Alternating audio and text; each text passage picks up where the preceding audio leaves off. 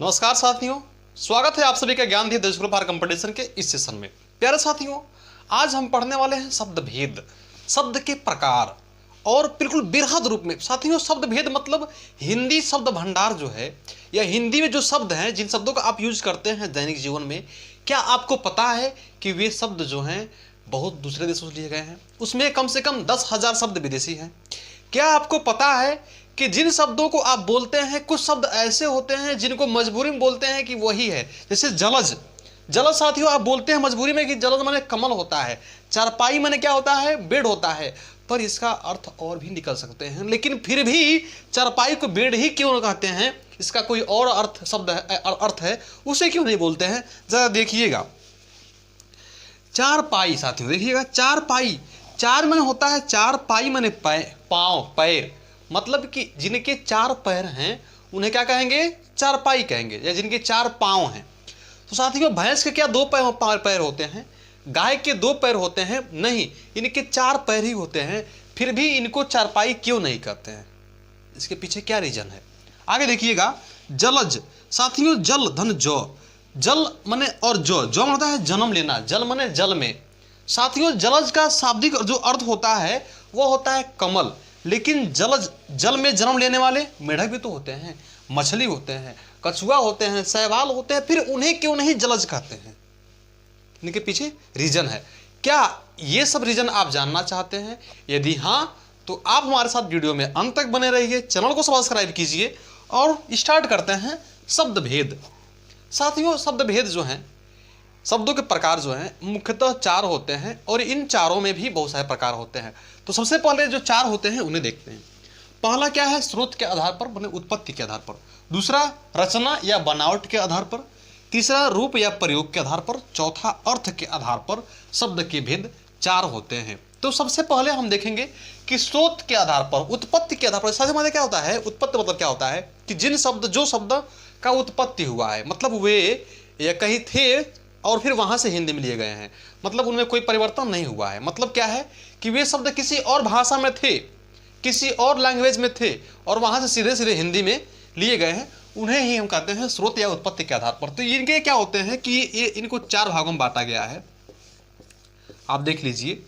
पहला क्या है? तत्सम। तत्सम कौन सा होते हैं साथियों? ये संस्कृत में जो होते हैं। तद्भव, संस्कृत से जो बने हुए हैं। देशज, जो देश में जन्मे हुए हैं। विदेशज, जो दूसरे देशों के हैं। इसे पढ़ते बढ़िया से। तत्सम माने क्या होता है साथियों? तत्सम तद्भव, ये एक बढ़िया और अलग चैप्टर है। अगर आप इसे बाकायदे से और बढ़िया से पढ़ना चाहते हैं तो आप हमारे इस वीडियो के डिस्क्रिप्शन में जाकर के लिंक पर क्लिक करके और तत्सम और तद्भव वाली जबरदस्त हमने वीडियो बनाया हुआ है, उसे आप देख सकते हैं। फिर भी यहाँ पर इसकी जानकारी देते हैं, सामान्य जानकारी। तत्सम साथियों जो है ये संस्कृत के दो शब्दों से बना हुआ है। तत्धन सम से। तत् का अर्थ होता है उसके, असम मतलब होता है समान। तत् मतलब उसके समने समान, संस्कृत के समान। मतलब जो शब्द संस्कृत के समान हैं, हिंदी के ऐसे शब्द या फिर हिंदी डिक्शनरी के ऐसे शब्द जो संस्कृत के शब्दों के समान ही हैं, उन्हें कहते हैं तत्सम। जैसे सूर्य, अग्नि, वायु, ये संस्कृत के शब्द के समान है। तद्भव साथियों, ये भी संस्कृत के दो शब्दों से बना हुआ है। तद्धन भाव से। तद्धन भाव से। तद मतलब होता है उसके, तद मतलब उसके, सॉरी उसके नहीं, तद मतलब होता है उससे। भाव मतलब होता है होना, जो उससे उत्पन्न हुए हैं। भाव यहाँ का अर्थ होता है होना, उत्पन्न होना। तो जो उससे उत्पन्न हुए, जिससे संस्कृत से जो उत्पन्न हुए हैं, उन्हें कहते हैं तद्भव। देखिएगा, सूर्य संस्कृत है लेकिन इसी से उत्पन्न हुआ है सूरज। दोनों का अर्थ जो है भाव एक ही होता है। जैसे अग्नि, ये संस्कृत है और इसी से उत्पन्न हुआ है आग।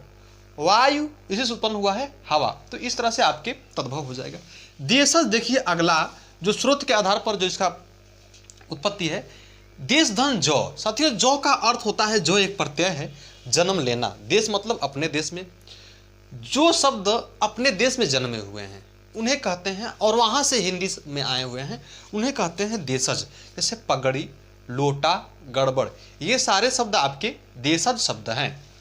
अगला साथियों क्या है? विदेशज। देखिएगा, ये बहुत ही, विदेशज क्या है? इंटरेस्टिंग शब्द है। किस तरह से? क्योंकि इसमें बी उपसर्ग है और जो प्रत्यय है। कुछ शब्द ऐसे होते हैं जिसमें उपसर्ग और प्रत्यय दोनों होते हैं। साथियों, उपसर्ग प्रत्यय हिंदी का जबरदस्त एक टॉपिक है। अगर आप इसे पढ़ना चाहते हैं, चैनल को सब्सक्राइब कीजिए, जल्द हम वीडियो ला रहे हैं उपसर्ग और प्रत्यय का। तो यहाँ बी उपसर्ग है और जो प्रत्यय से मिलकर बना हुआ है विदेशज।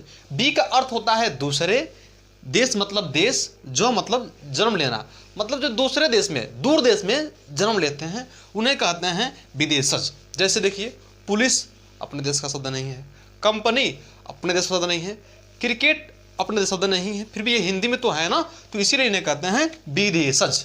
साथियों आइए आगे देखते हैं। साथियों, हिंदी शब्द में बहुत सारे विदेशी शब्द हैं, लगभग में 10,000 विदेशी शब्द हैं आपके। 3500 लोगों में अरबी शब्द है और 25 या 3000 शब्द फारसी हैं। ऐसे ही अंग्रेजी, तुर्की और पुर्तगाली, चीनी, जापानी शब्द भारतीय भाषा में हैं। भारतीय भाषा मतलब हिंदी भाषा में है। तो उनके कुछ शब्द हमने चुना है, हमारी टीम ने चुना है, जो परीक्षा की दृष्टि से अति इंपॉर्टेंट है या बार बार परीक्षा में पूछे जाते हैं। तो उन शब्दों को चूंकि हमने एक जगह आपको दे दिया है कि आप इसे नोट कर लें, अगर आप इसे नोट कर रहे हैं तब, या फिर अगर आप चाहते हैं सारी शब्द जितना आप शब्द हैं सबको पाना, तो प्लीज कमेंट बॉक्स के माध्यम से हमें बताएं ताकि हम इसका PDF आपको दे सकें। साथियों, अरबी शब्द जो है देख लीजिए, अजीब, अदालत, आदमी। फारसी जो शब्द हैं ये सारे हैं। ऐसे ही अंग्रेजी शब्द हैं, तुर्की है, पुर्तगाली है। इन शब्दों को आप नोट कर सकते हैं क्योंकि अति इंपॉर्टेंट शब्द जो परीक्षा की दृष्टि से हैं उन्हें ही हमने नोट किया है। आइए आगे देखते हैं। साथियों, अभी तक हमने क्या देखा है कि शब्द का भेद, पहला भेद कि उत्पत्ति के आधार पर, स्रोत के आधार पर शब्द के कितने भेद होते हैं या कैसे कैसे। अब दूसरा देखेंगे रचना या बनावट के आधार पर। मतलब क्या है कि कुछ शब्दों को हम बना लेते हैं। जैसे देखिए, बी अलग शब्द है, ज्ञान अलग शब्द है, इनको एक में जोड़ देंगे क्या हो जाएगा, विज्ञान। तो इस तरह से होता है बनावटी शब्द या फिर रचना के शब्द। तो जो हमारे शब्द जो है ऐसे हैं जो हिंदी डिक्शनरी में हैं, तो उन्हीं शब्दों को हम पढ़ते हैं 3 भागों में बांट करके, क, ख, ग। पहला है रूढ़ शब्द, दूसरा यौगिक शब्द, तीसरा योग रूढ़ शब्द, मैंने दोनों को मिला करके। देखिएगा, रूढ़ शब्द किसे कहते हैं? रूढ़ माने होता है जिनका विखंड ही न हो, जिनका विखंड न हो, ऐसे शब्दों को कहते हैं रूढ़ शब्द। देखिए, जिन शब्दों के सार्थक खंड न हो, माने या अर्थ माने सही अर्थ निकलने वाले खंड न हो, उन्हें कहते हैं रूढ़ शब्द। जैसे देखिए, चावल, चावल हमने लिया है, इसको अगर तोड़ेंगे, चाहे चा धन वल करें या फिर चाव धन ल करें, फिर भी इसका कोई सार्थक जो है अर्थ नहीं निकलेगा। वैसे ही दिन है, घर है। तो जिन शब्दों के सार्थक अर्थ जो है नहीं निकलते हैं, खंड नहीं हो पाते हैं, उन्हें ही कहते हैं रूढ़ शब्द। अब योग रूढ़ क्या है? इन्हें आप देख सकते हैं कि यौगिक रूढ़ शब्द बोलते हैं इसको हम, यौगिक शब्द। इसमें क्या होते हैं शब्द? सर, मेल से बना हुआ शब्द। जो शब्द मेल से, मतलब कि जो दो शब्दों के मेल से बने हुए शब्द होते हैं, उन्हें बोलते हैं यौगिक शब्द। जैसे देखिएगा, अनुधन चर, पढ़ाई, सुयोग्य, पढ़ाधन ई, पढ़धन ई, सुधन योग्य। आपने क्या देखा है कि जो यौगिक शब्द हैं ये दो शब्दों के मेल से बने हुए हैं। और अब देखिए, इन शब्दों मिल कैसे बनते हैं? या तो इसमें प्रत्यय होता है या उपसर्ग होता है। दो चीज़ देखिए, यहाँ पर अनुधन चर है तो यहाँ पर अनु क्या है? उपसर्ग है। यहाँ पढ़धन ई है तो ई क्या आपका है? प्रत्यय है। सुधन योग्य है तो सु क्या आपका है? उपसर्ग है। तो साथियों, उपसर्ग प्रत्यय आपको पढ़ना है तो आप, हम बोले हैं पहले ही, आप हमारे चैनल को सब्सक्राइब करें, जल्द ही ला रहे हैं उपसर्ग प्रत्यय का वीडियो। देखिए, उपसर्ग जो प्रत्यय जो है ये शब्द का ही एक पार्ट है, यहीं पर आपको उपसर्ग और प्रत्यय देखने को मिलेगा यौगिक शब्दों में, क्योंकि ये उपसर्ग प्रत्यय जो होते हैं वो भी शब्द अब बनाते हैं लेकिन वो यौगिक से होते हैं। साथियों, अगला क्या है? योग रूढ़ शब्द। आप देख सकते हैं योग रूढ़ शब्द, मतलब ये इसमें यौगिक होता है और रूढ़ भी होता है। यहाँ आप देख सकते हैं योग धन रूढ़, यौगिक और रूढ़। इसमें क्या होते हैं? शब्द इसके यौगिक होते हैं परंतु अर्थ क्या होते हैं? रूढ़ होते हैं। जैसे ध्यान दीजिएगा, लंबोदर, लंबा और उदर, यहाँ पर दो शब्द हैं तो मतलब यौगिक हो जाएगा, लेकिन साथियों इसका अर्थ क्या निकलता है? विशेष रूढ़ निकलता है। देखिए, लंबोदर जो होता है इससे इस शब्द से कोई मतलब नहीं है।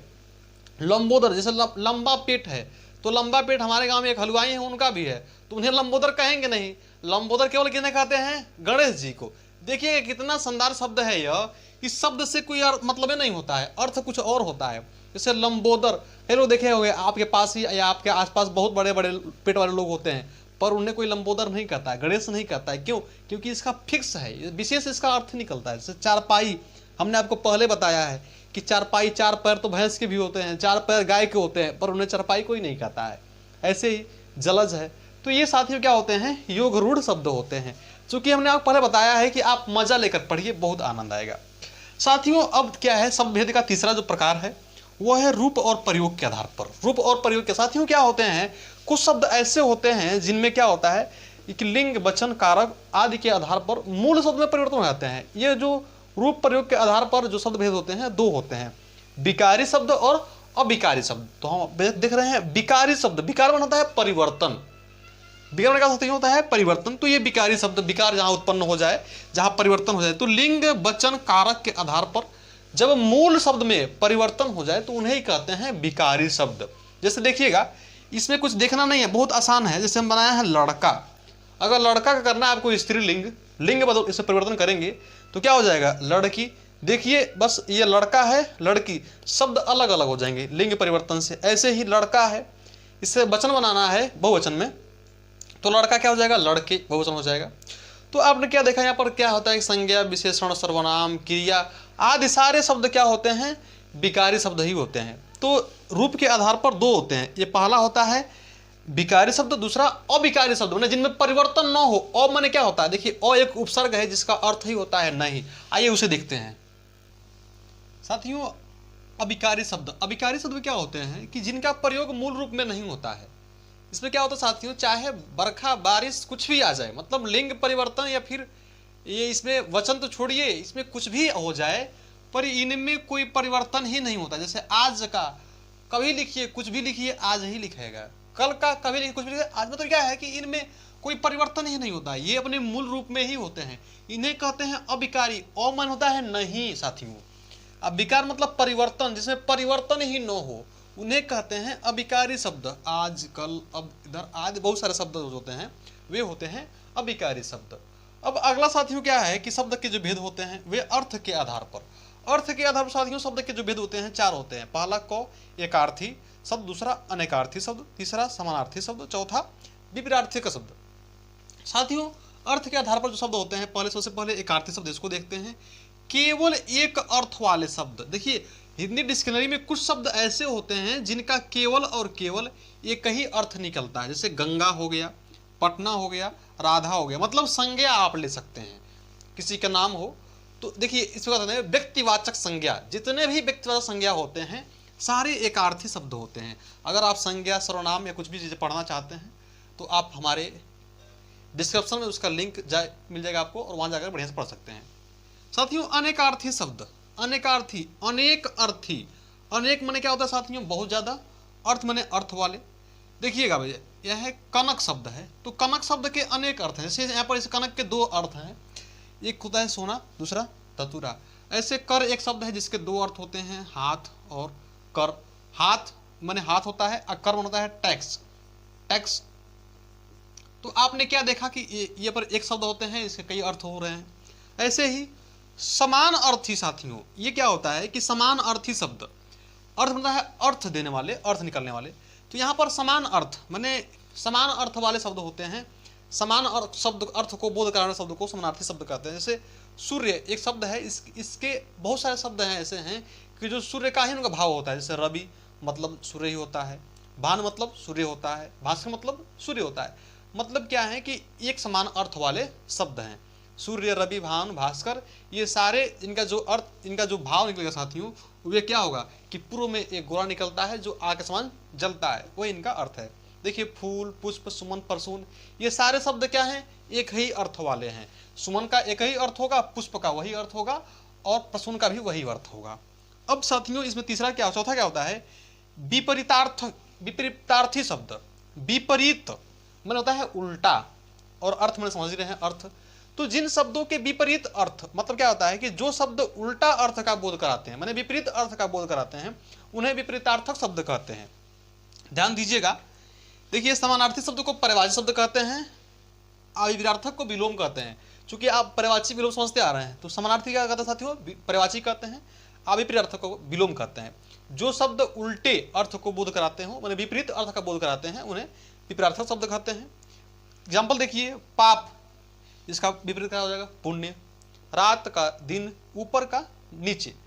अब साथियों आप पर्यायवाची या फिर इसमें पर्यायवाची हुआ, विलोम हुआ, या फिर और भी चीज़ें आप हिंदी संबंधी चीज़ें पढ़ना चाहते हैं, आप चाहते हैं कंपटीशन बने रहना, या फिर आप कोई कंपटीशन दे रहे हैं या देने वाले हैं, तो प्लीज़ आप हमारे चैनल को सब्सक्राइब कीजिए, वीडियो को शेयर कीजिए अगर अच्छा लगा हो, और हमारे साथ बने रहिए ताकि जब हम अपना अगला वीडियो लगाएं तो वह आपको मिले। उसके लिए चैनल को सब्सक्राइब कीजिए।